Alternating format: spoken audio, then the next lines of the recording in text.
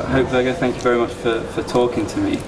Firstly, before we get into your story, can you just tell us why you're at the University of Lincoln today? You're talking about anorexia. Yeah, so I'm talking about anorexia in line with your body positive image campaign that's running this week. So I know that a lot of girls and guys struggle with what they look like, and I'm here to raise a bit of awareness around that and also share my story to help those who might be struggling with any kind of eating disorder at all and general body image issues. Anorexia is a term that we've probably all heard of, and we know that it's a condition of either health or physical. Yeah. But many people might not know what an anorexia is. They've heard of it, but not know the finer points. So just describe for us what it is. So it's basically when you completely stop eating, or you limit yourself and starve yourself. You can start to over-exercise to compensate for the food that you may have to eat.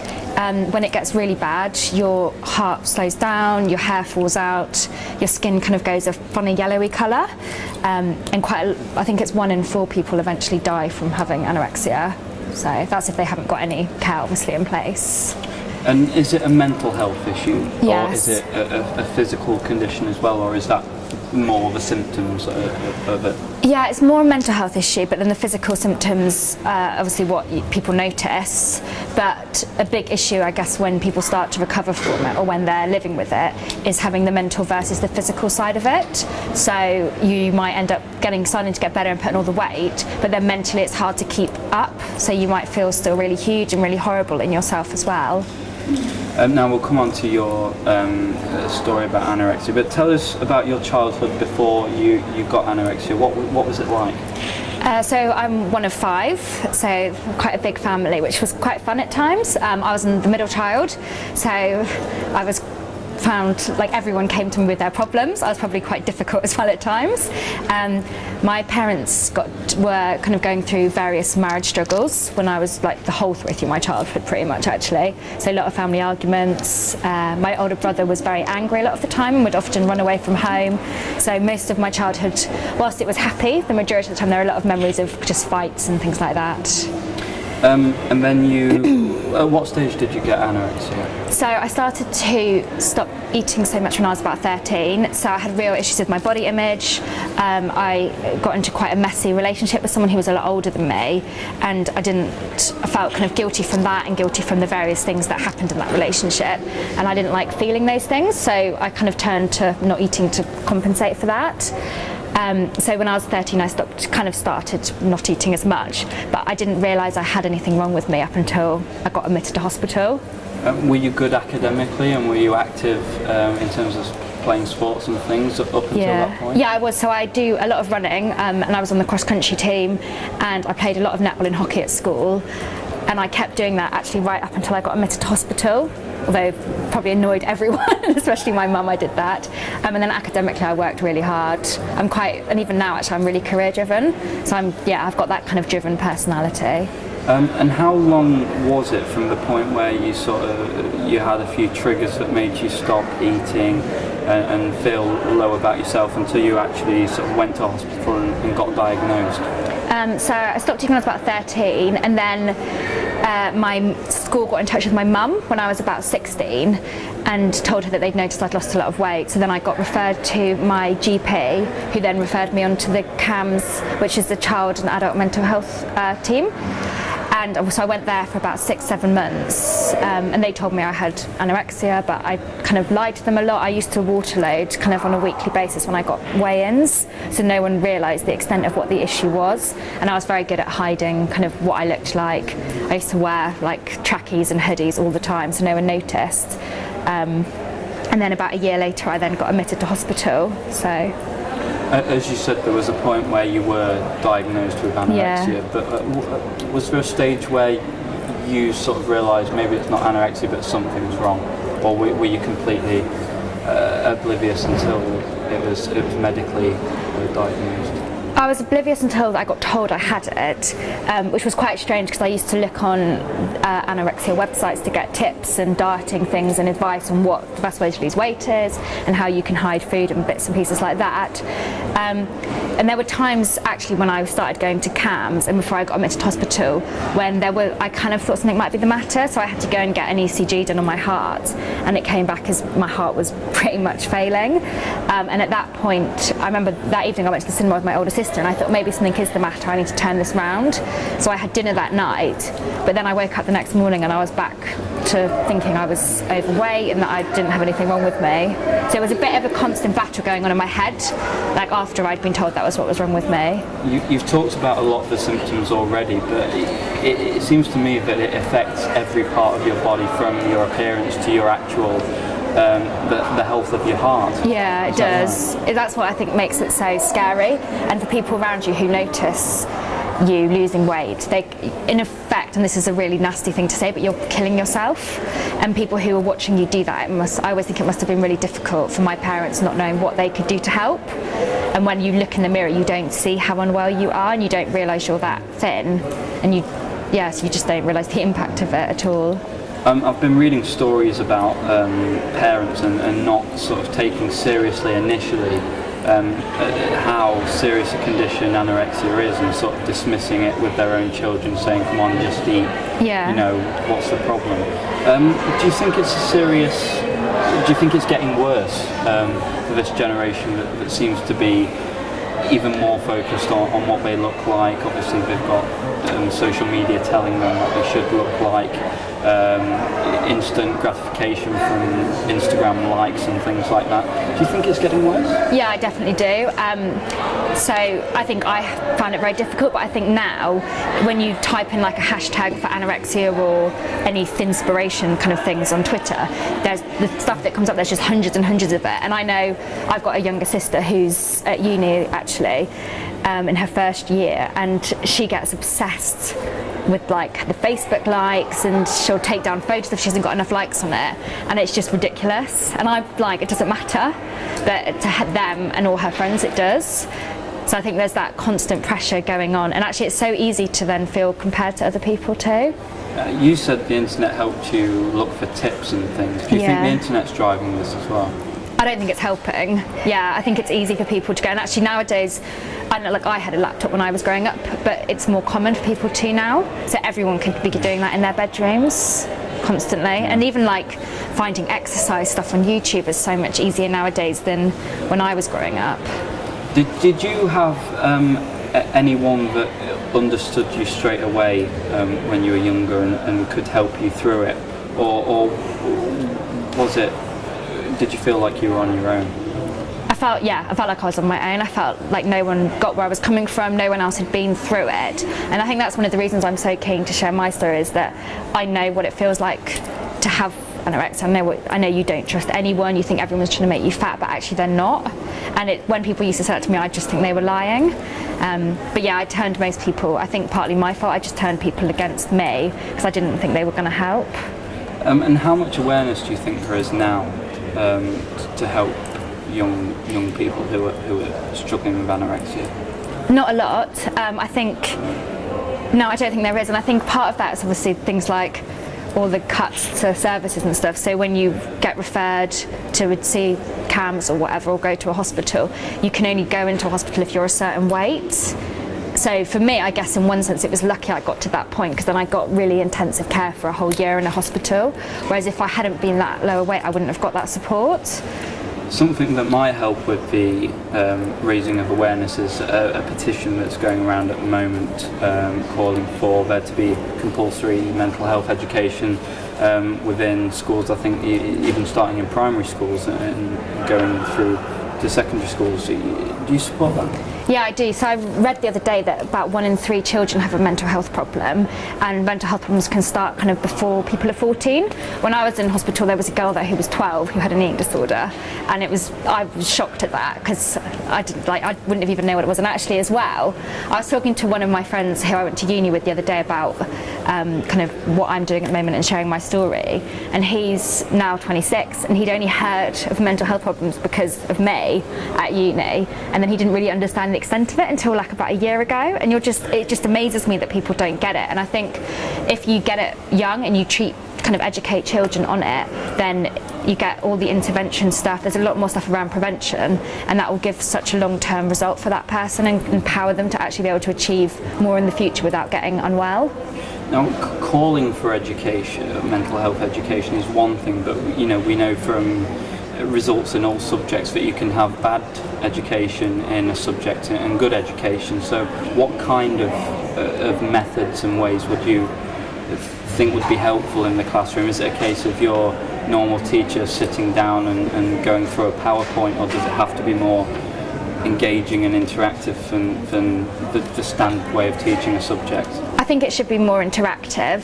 I think it should be, probably for the older children, it should be more about teaching them how to cope if they're feeling down, or giving them kind of like suggesting things like exercising could help them, eating healthily, that sort of stuff, and all those key prevention messages.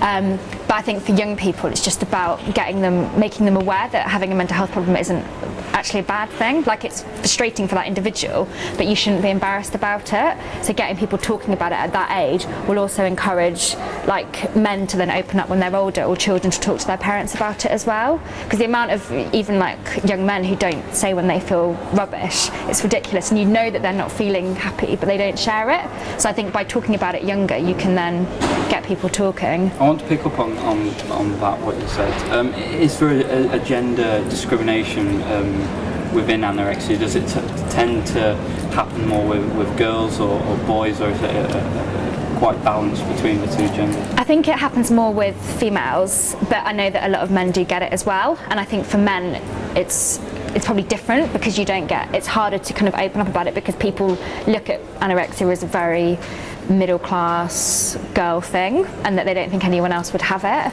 But actually I know a couple of guys who have had anorexia, and it's been harder for them to talk about it. And I think as well for guys, it might be maybe not always anorexia, but having like wanting to go to the gym a lot, look really muscular, and they can't see how muscular they're getting, so it's that kind of as well on them. And another thing I'm interested in asking you about, because I've done a few stories about alcoholism, and one of the things sufferers say to me is that they are always an alcoholic. They just kind of suppress it and deal with it. Yeah. But they are an alcoholic for life. Are you anorexic for life? Is it always there, or is it a condition that you can get over and put away, sort of in the bottom drawer? So I think for some people, and I know there was one girl that I was in hospital with who one day woke up and decided it was stupid that she had anorexia, and she just kind of got over it, which I was always amazed at. But I think for me, I came out of hospital when I was 18, I'm now 26. I've only had one major blip in that whole 9 years, which I'm really happy, I'm happy that I've kind of got this far. I think I manage mine really well, and I know what my triggers are, but I think most days it's at the back of my head, but it doesn't impact my life and doesn't stop me doing things as much anymore as it used to. Like I still have to push myself out my comfort zone occasionally, and there are a few places that I probably would rather not go to eat, but I don't let my anorexia stop me going and doing stuff like that. And since you've suffered from anorexia, you've been very engaged in terms of running marathons and getting involved with charity, and obviously writing this book that we'll come on to talk about. Why did you feel the need to do so many things to raise awareness about this issue? So I think because when I'd been unwell, I found it really difficult, and I never thought I'd get better. I thought I was always going to be like that. I'd never had days when I felt fine about what I looked like and would be able to eat out. So I wanted to raise awareness around that. I also had a good friend at uni who killed himself in my second year, and I guess I kind of feel guilty that I'd had a mental health problem and didn't realise something was the matter with him. So there's that, and I think encouraging people to open up about mental health, I just find it so frustrating that people don't, and that people don't want to get help. So I'm really keen to raise awareness around that, and I guess through doing all my running and working for charities and doing that, it kind of helps. And I think I did some work in Calais with the refugee camp there, and part of that was to try and make people aware of the mental health issues that actually all of those young children who are kind of travelling all over the place to try and get to England are going to have mental health problems realistically. So doing kind of all that awareness around that as well is just as important. Before I did this interview, I asked around a few friends to see if they had any questions that they'd like to ask you. So I've got a few. How do you prevent yourself from becoming anorexic again? Apparently you've said anorexia is for false friends. How do you block it out? I think I just learned to do it. So I've got a box under my bed, so I know, and in that box I've got like my motivations written down. I've got things that I learnt in hospital. I think I'm quite like I can reason with myself now. So this last year, my gran died, and that was the first time that I'd had a real blip in my recovery. And after like a month of really struggling to keep eating and keep going, and I did lose a bit of weight, and I kind of was panicking about it because I didn't want to get unwell again. I was proactive about it, and I knew that I wasn't going to get sick again, and that it would just be a waste of time going back to hospital. But I think by knowing those triggers is how I kind of stopped her being friends with me. And I also write a lot of stuff down, so I've obviously written a book, but apart from that I do a lot of blogging, and I write kind of in the evening occasionally. If I've had a really bad day, I might write some stuff down, and I remind myself kind of why I'm staying well. How are you connected with the Sure Mind Foundation?